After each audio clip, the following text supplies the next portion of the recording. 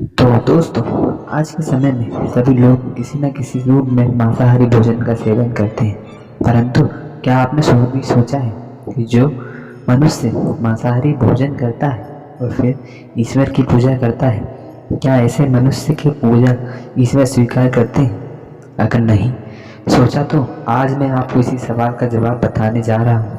इसका वर्णन स्कंद पुराण और भगवत गीता जैसे हिंदू धर्म ग्रंथों में विस्तार से किया गया है। स्कंद पुराण काशी खंड 30 अध्याय में बताया गया है कि जो मनुष्य मांस खाता है उसके जीवन को धिक्कार है। ऐसे मनुष्य को ना तो मृत्यु लोक में सुख मिलता है और ना ही मृत्यु के बाद दूसरे लोक में सुख मिलता है। स्कंद की पुराण में एक प्रसंग का और वर्णन मिलता है, जिसके अनुसार जब एक बार सभी देवतागण काशी पहुंचे तो उन्होंने देखा कि एक बाघ जैसे सिंहक पशु भी वहां घास खा रहे हैं। इसके अलावा स्कंद पुराण में यह भी बताया गया है कि यदि भूख से किसी प्राणी की मृत्यु होने का हो तो भी उसे मांस नहीं खाना चाहिए।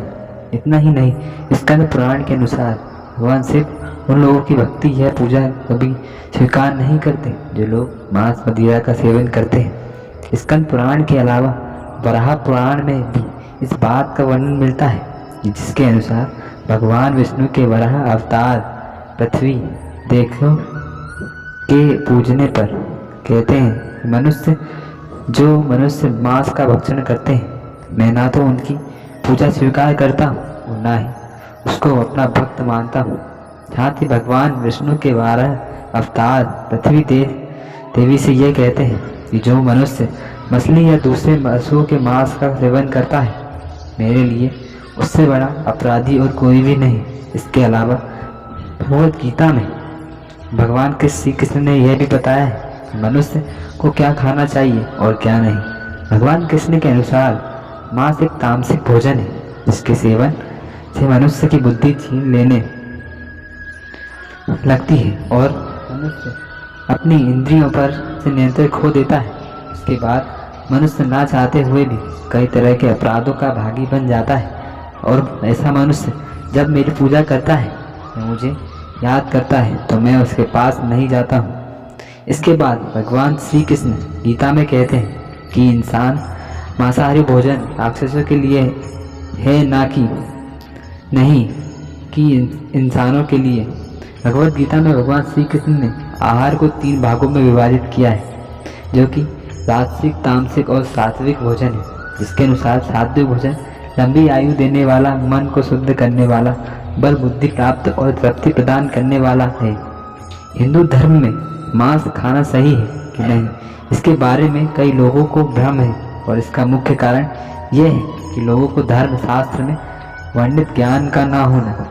कुछ लोगों का तो ये भी मानना है कि वेद मांस भक्षण को जायज़ बताता है, लेकिन ये सच नहीं है। सच तो ये है कि वेदों में स्पष्ट रूप से बताया गया है कि पशु हत्या अर्थात पशु बलि आपकी श्रेणी में आता है। वेदों का सार उपनिषद और उपनिषदों का सार भगवत गीता है।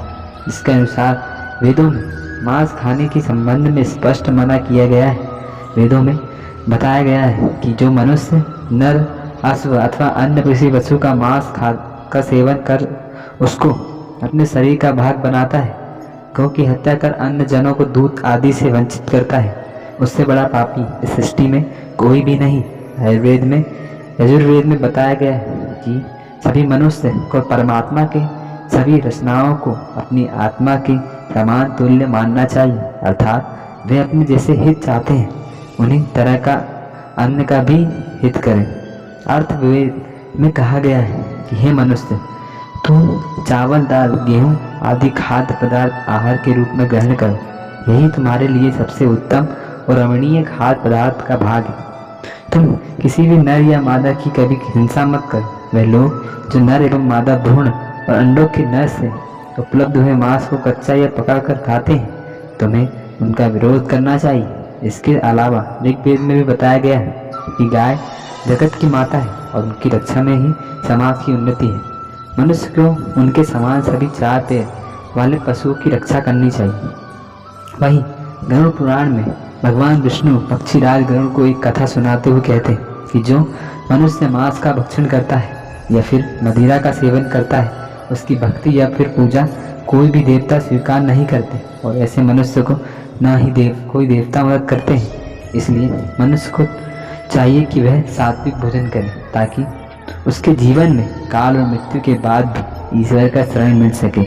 आगे भगवान विष्णु कहते हैं कि जो मनुष्य स्वाद के लिए दूसरे पशुओं की हत्या करता है, उसे मृत्यु के बाद पशुओं की उसी योनि में कई जन्मों तक भटकना पड़ता है, और वह भी उसी तरह मारा जाता है जिस तरह खाने के लिए उसने पशु को मारा था। इसलिए मित्रों, यदि आप पूजा या फिर ईश्वर की भक्ति में विश्वास रखते हैं तो फिर मांसाहार का सेवन करना बंद कर दीजिए। वैसे भी मांसाहार भोजन को वैज्ञानिक रूप से उचित नहीं माना गया है। यह मनुष्य को कई तरह के रोगों से भी ग्रसित कर देता है।